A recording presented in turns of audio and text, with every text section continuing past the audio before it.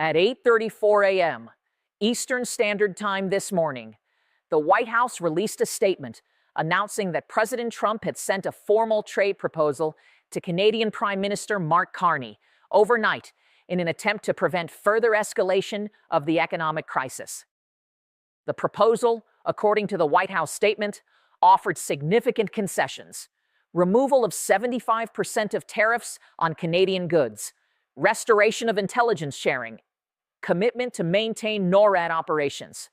In exchange, the proposal requested that Canada suspend its economic measures, agree to resume energy exports at previous levels, and commit to negotiating a new bilateral framework over the next 90 days.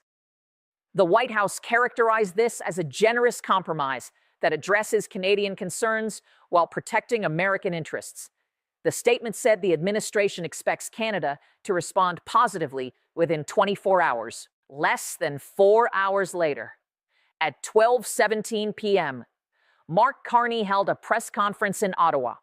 He stood at the podium, held up a printed copy of Trump's proposal, and said 5 words that have now been replayed on every news network across the world.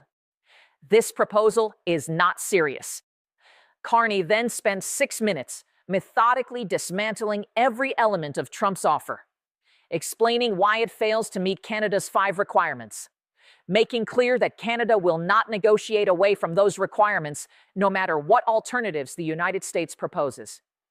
The press conference ended with Carney announcing that Canada's measures will continue as scheduled, that Canada expects full compliance with all 5 demands by March 18th, and that any further U.S. proposals that don't meet those demands will be rejected without consideration. Trump tried to regain control of the negotiation.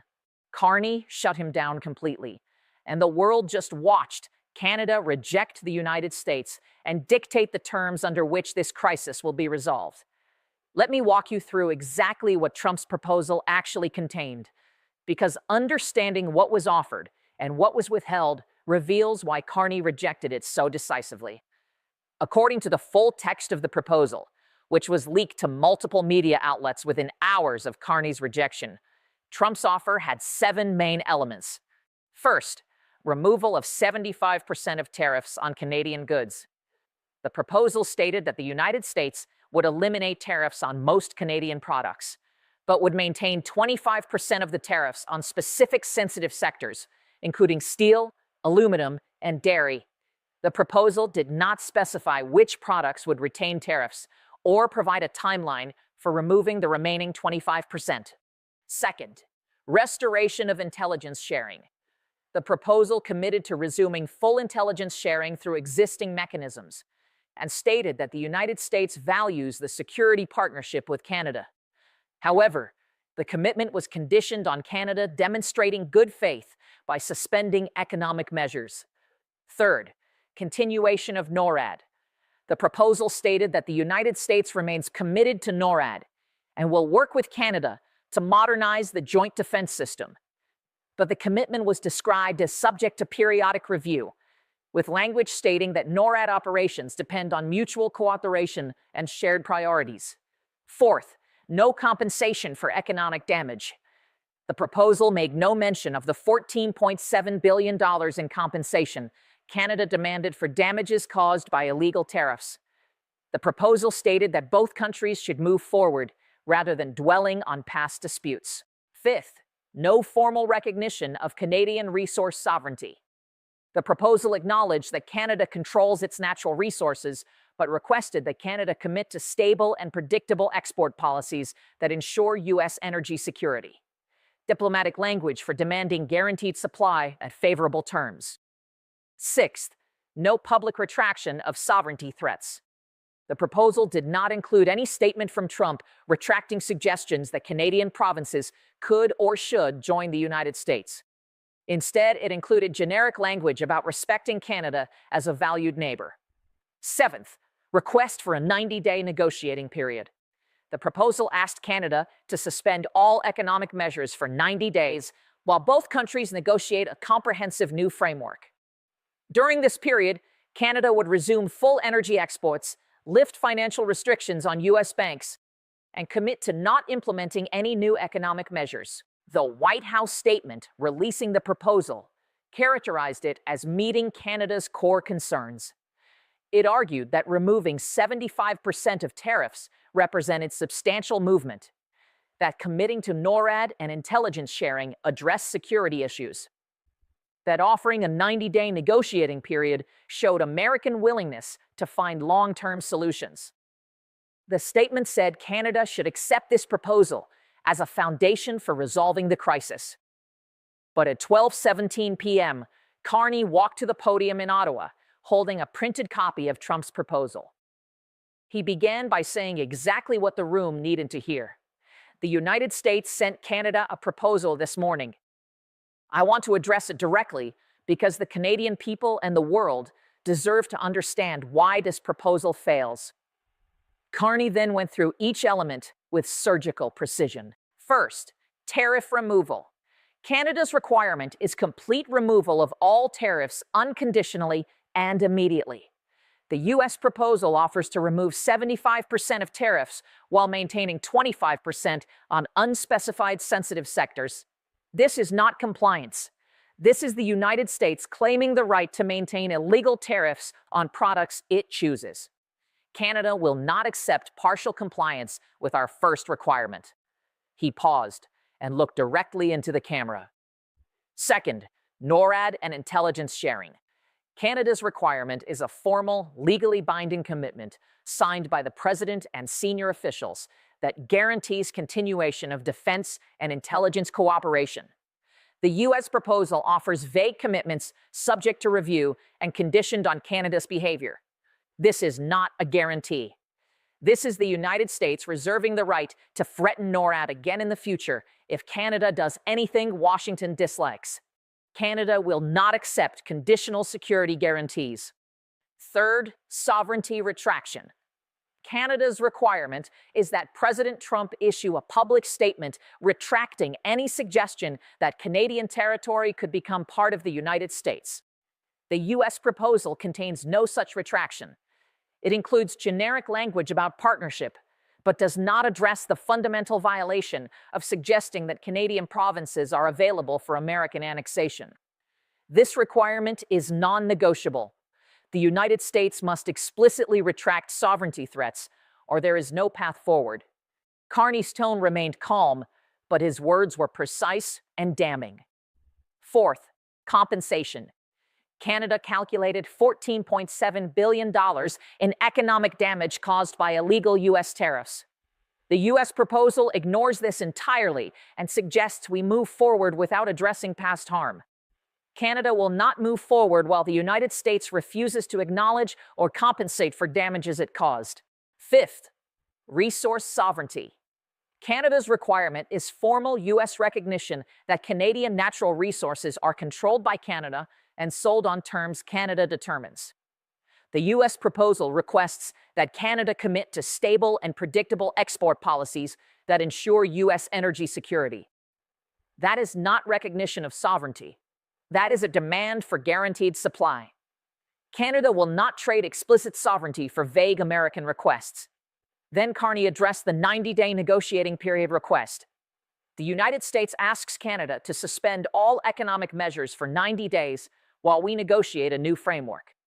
In other words, the United States wants Canada to give up all leverage, resume full energy exports, lift all financial restrictions, trust that America will negotiate in good faith over the next 3 months.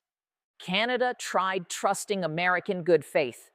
That trust was violated when President Trump imposed illegal tariffs, questioned our sovereignty, and threatened to dismantle NORAD.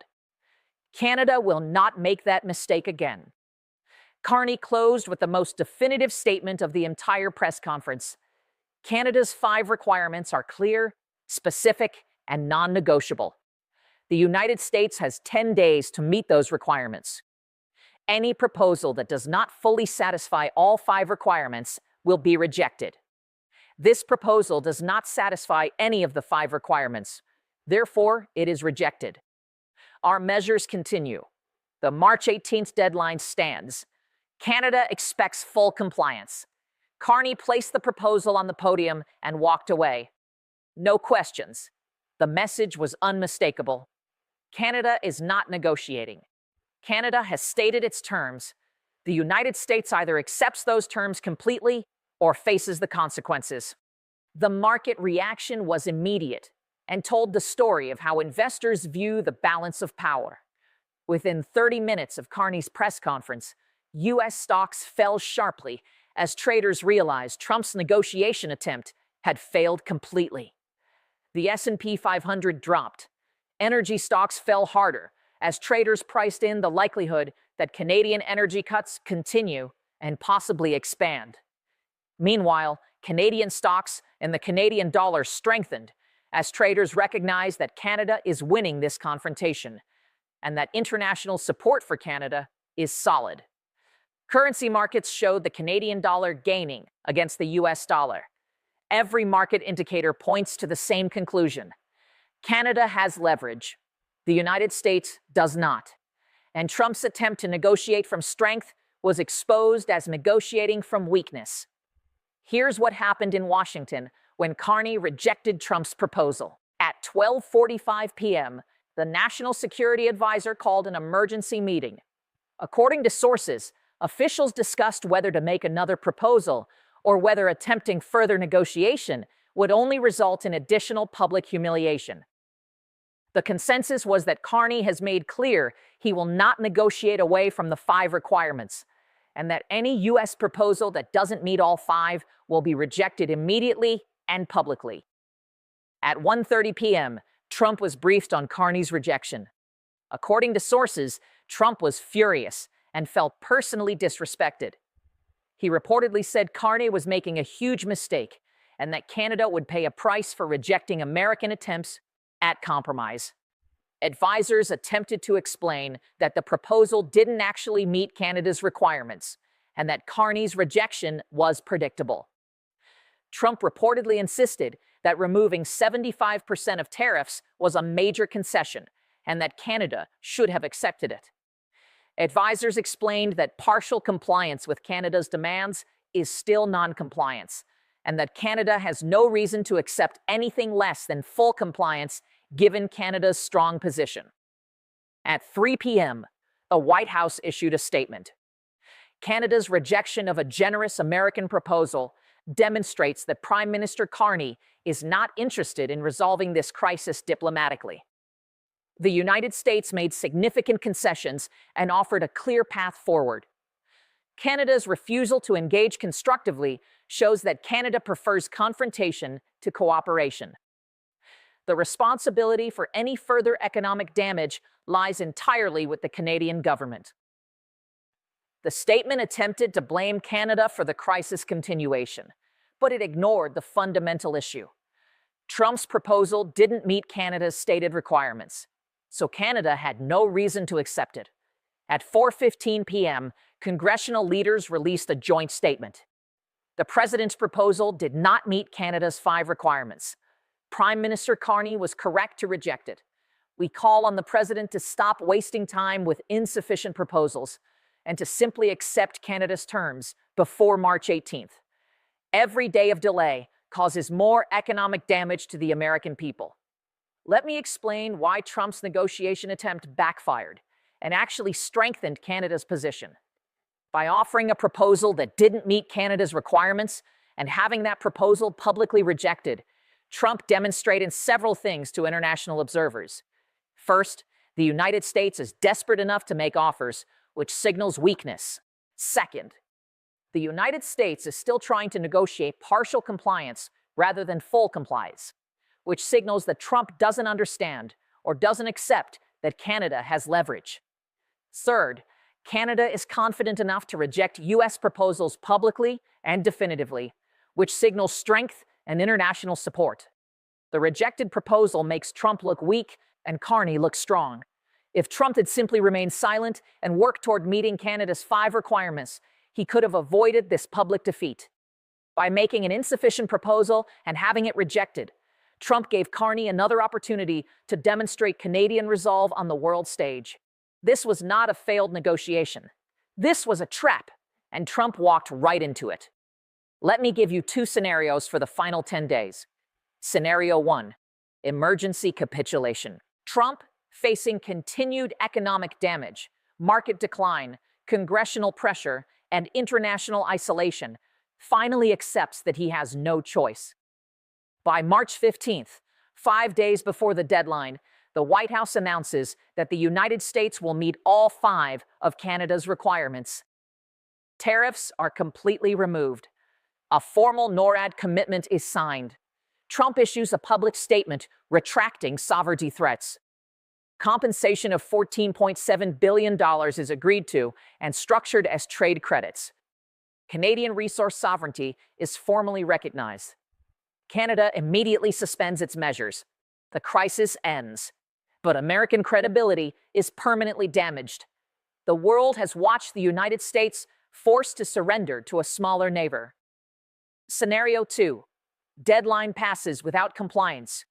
Trump continues to believe Canada will back down. He makes no further proposals and takes no action to meet Canada's 5 requirements.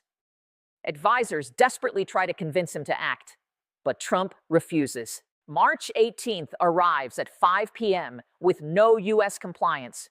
Carney holds a press conference at 5:15 p.m. announcing implementation of further measures. All Canadian energy exports to the United States cease at midnight. Canada formally withdraws from USMCA, effective in 30 days. U.S. bank operations in Canada are suspended. The 40-nation coalition implements coordinated support measures for Canada and coordinated diplomatic isolation of the United States. Within 1 week, the U.S. economy is in crisis. Gas prices double. Rolling blackouts affect 15 states. Financial markets enter freefall. Congress moves to override Trump's authority. The United States faces the worst self-inflicted crisis in its history. I'm watching 3 things in the coming days. Whether Trump makes any public statement in the next 48 hours. Silence signals that the administration has no strategy. Whether any major corporations or state governors publicly call for accepting Canada's terms. Their voices will amplify congressional pressure. And whether congressional Republicans begin formal discussions about legislative action to force compliance. That is the ultimate sign that Trump has lost control of his own party. Trump tried to negotiate. Carney rejected him. 10 days remain, and Trump still has made no move toward actual compliance. The March 18th deadline is coming. Canada is ready. The United States is not. And the world is watching.